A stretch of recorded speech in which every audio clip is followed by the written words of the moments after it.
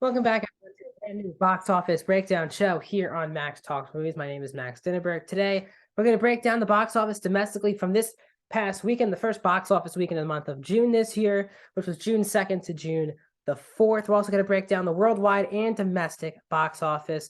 Welcome back to Max Talks Movies. If you're new to the channel, please subscribe and ring that bell for notifications. I do movie reviews, TV show reviews, back to start doing movie rankings every week here on the channel.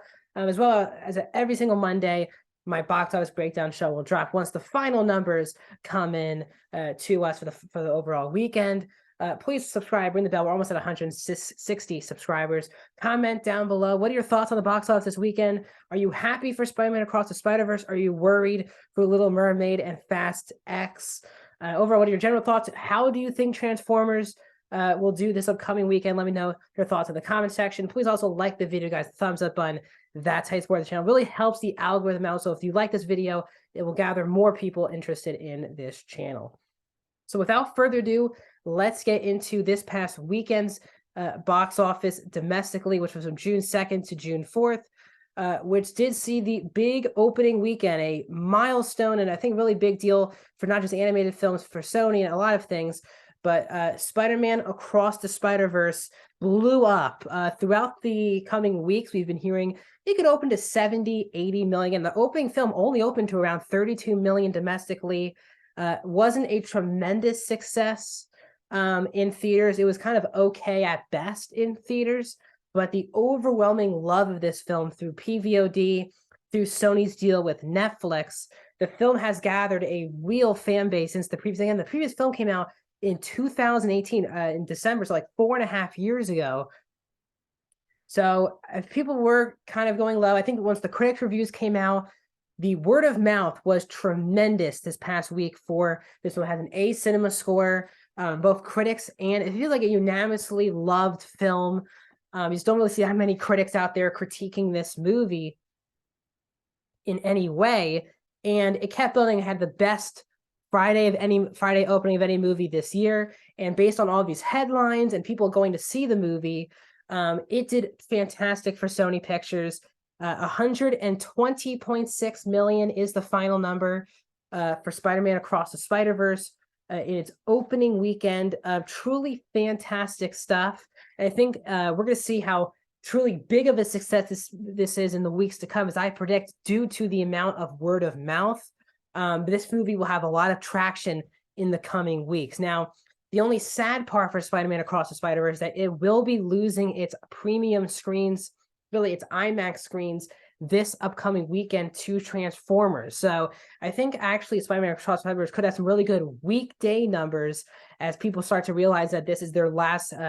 If you've seen this video as I am on Monday, counting today, you would have Monday, Tuesday, Wednesday, and maybe not even Thursday, the next 3-4 days to see this movie in IMAX before it's pulled from most of the theaters. So we'll see if that means that this movie will take a big hit.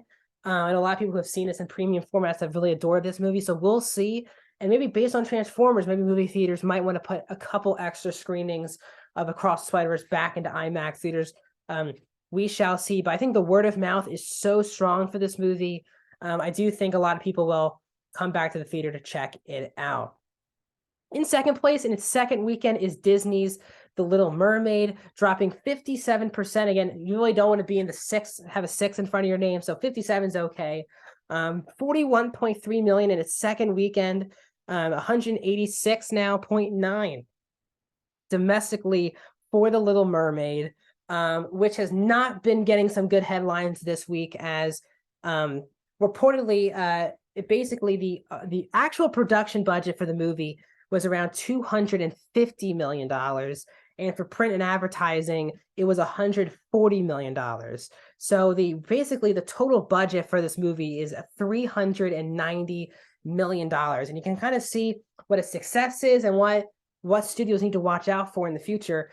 Reportedly, Across the Spider-Verse is only a $100 million budget. So this film will be extremely successful in the theatrical market alone. Again, movies want to be successful in the theatrical market, and then when it gets to the PVOD market, selling it to a streaming service, its deal with a streaming service, toys, all those things. movie studios and movies themselves want those to be extra ways to add money, not things to get you to profit. And it looks like that Spider-Verse will be completely made profitable, very profitable, just on the theatrical exhibition alone. While Little Mermaid is hopefully made a lot of money with toys and merchandise, because it will need a lot of help from PVOD, because this movie is in deep trouble of making it profitable at all in the theatrical exhibition. So I think it's doing okay here domestically so far. It's not a huge red flag domestically. The big problem for this movie has been internationally. It just has not caught on internationally. We'll get into those numbers. We look at the 2023 worldwide numbers. The other movie that came out this past weekend, which was counter-programming to an animated film, was from 20th Century Fox, which is also Disney, which was The Boogeyman, making $12.3 million in its opening weekend. Again, a really solid thing. I think horror has really found its place in the summer the past couple years. I think a lot of people don't want to watch over $100 million blockbusters every single weekend, which basically for the rest of this month are basically making you watch. So I think like horror is actually really good counter programming, really smart by 20th Century Fox, again, / Disney.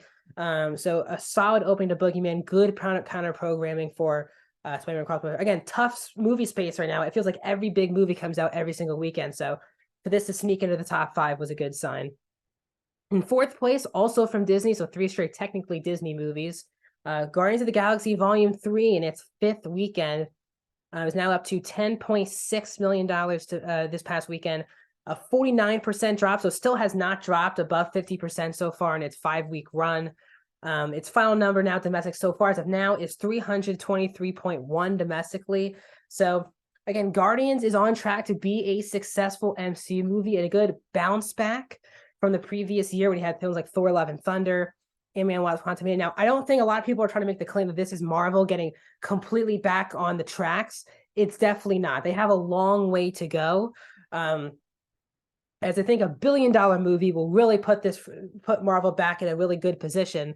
This film will not get to $1 billion. So we'll talk about it again in the worldwide discussion, but still, really good numbers for Guardians of the Galaxy Volume 3, a great way to end things for James Gunn and with his relationship with Disney. In 5th place is another big disappointment for Universal is Fast X. $9.5 million in its 3rd weekend, takes another 58% drop. It's up to 128.8. This is another movie that is way over budgeted.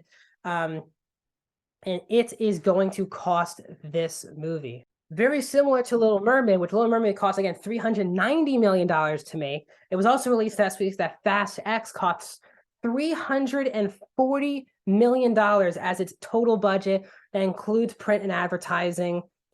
And this film will definitely not be profitable. It never caught on Steam, and no pun intended, but it never caught, and it is clearly out of gas because it was not one of the biggest openings for this franchise, and there hasn't been a lot of good word of mouth for this movie. This is a huge step back for the Fast and Furious franchise, as this is doing well behind even F9, the Fast Saga, their last film, Fast 9, which was in the thick of the pandemic at its height. You had to go to, if you had to go see the movie, you had to wear a mask. It was the heart of the pandemic, and it's still, this film, I guess you can say post-pandemic, is trailing a film that it was in the heart of the pandemic. So this is a major step back for Vin Diesel and Universal. Reportedly, the cast themselves were paid $100 million up front to be a part of this movie, including 20 of those million going to Vin Diesel for this movie. So we'll see. Probably, again, Vin Diesel during all the press tours was saying this is just the first film of a trilogy. And I am probably sure Universal will probably not want to do another 2 movies with this franchise. That this has been a massive, massive disappointment for Universal. They still have the success story of the year in the Super Mario Bros. Movie, but still a huge step back for Universal. When we look at the domestic charts for this year, Super Mario Brothers movie is now up to $566 million domestic. That is going to be really tough to catch this year. We shall see if it does get caught. But again, this is also the first week in its entire run that Super Mario Bros. Was not in our top 5 domestically. But again, it's been on PVOD for a couple weeks now. It got to number 6 this weekend, so people are still seeing it in the movie theater. It's truly an unbelievable thing. And Super Mario Brothers, just for everyone's information, made another $3.3 million in its 9th week. And so 8 straight weeks. That's 2 straight months being in the top 5. It's really amazing stuff. Guardians of the Galaxy Volume 2 is at number 2 domestically with $323 million. Ant-Man and the Wasp: Quantumania is number 3 of $214 million domestically. The Little Mermaid is a number 4 with $186 million. John Wick Chapter 4 is number 5 with 186.8 to Little Mermaid's 186.9. Creed 3 is a number 6 with 156 million. Fast X is at number 7 with 128. Again, just in its opening weekend. Across the Spider-Verse getting 120. That's a number 8. And then Scream 6 is the other $100 million film at number 9 with 108 million. Megan is the number 10 movie of the year. It's at 95 million. So far this year, we are up to 9 films that are over $100 million. There are some big movies coming out this month: Transformers, The Flash, Indiana Jones, and Dial of Destiny. So we'll see if any of those films can crack that mark. Obviously, they all definitely need to. But now with Across the Spider-Verse, it's in 9th place. Super Mario Bros. Has now cracked into the top 20 all-time worldwide. It's now up to $1.3 billion worldwide. Still have been no announcements on a potential sequel from either Nintendo or Universal. 566 domestic, 740 internationally. From an American film, we haven't seen those type of numbers all year long. Truly a special year for Universal with the Super Mario Brothers movie being a number 1. Guardians of the Galaxy Volume 3 gets up to number 2, 780.5 million now worldwide. Again, I think the big plateau now for the MCU to be deemed a successful movie for the MCU is $800 million worldwide. I think it's come the mark of you're not an embarrassment. It's not a disappointment. So Guardians will get to at least $800 million, but it will definitely not get to 900 or a billion. So again, Marvel's not all the way off the schneid, but it's definitely a success for that studio. Fast X is at number 5, $604 million. So as I said, it's a $340 million budget for Fast X. So if that is the case, with them getting half back, it needs to make at least $680 million worldwide just to break even, which means they need another $76 million worldwide, which might not seem like a lot, but it is with the marketplace. With all these big movies hitting theaters every week, Fast X is definitely not on track to be profitable, which is a big, big mistake for Universal. It's the 5th highest grossing film of the year. Ant-Man and the Wasp: Quantumania is number 6, 463 million worldwide. John Wick Chapter 4 is number 7 with 427. And number 8 is The Little Mermaid at 327 million. This is where the things have really hit the fan at the box office for The Little Mermaid. It has made 186 inside domestic, with only 140 million. With all these films, you need to have made more money internationally than domestically. Again, there's only Canada and the United States, and then you have the rest of the world. And Little Mermaid has fallen flat internationally. And as I said, the budget alone for this movie is $390 million. So for it just to break even, it needs to make $780 million worldwide, which it will definitely not do. I mean, it needs more than double that it has right now. It hasn't even reached the actual production budget for the movie. So this will be a pretty big bomb for Disney. We'll see if there's any late steam for The Little Mermaid, but it will take a miracle for it to break even at the theatrical exhibition. Again, hopefully for them, they're confident enough that they have a lot more money for merchandise and toys, because in the theatrical exhibition, it's a bit of a bomb, in my opinion. And then Creed 3 rests at the top 10 at number 9 with $274 million. Coming up this weekend is the next big movie. It's basically in June. We have a new big time movie coming out every week, and this is Paramount's one of 2 big movies of the summer. Transformers: Rise of the Beast hits theaters this week, and also will be taking IMAX screens from Spider-Man Across the Spider-Verse. This has been one of the most successful movie franchises of the last 20 years when Michael Bay was at the helm.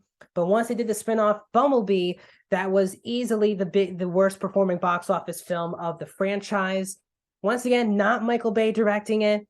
No headline actors like Mark Wahlberg to carry you through. So it should be interesting to see what if Transformers is truly back for Paramount, or is this the time to halt on Transformers? We'll find out this upcoming weekend in theaters before The Flash hits the following weekend. So that's my video here. That's my box office breakdown show. What are your thoughts in the comment section down below? Like the video, subscribe, ring the bell. We got a lot to get into today. Thanks for sticking with.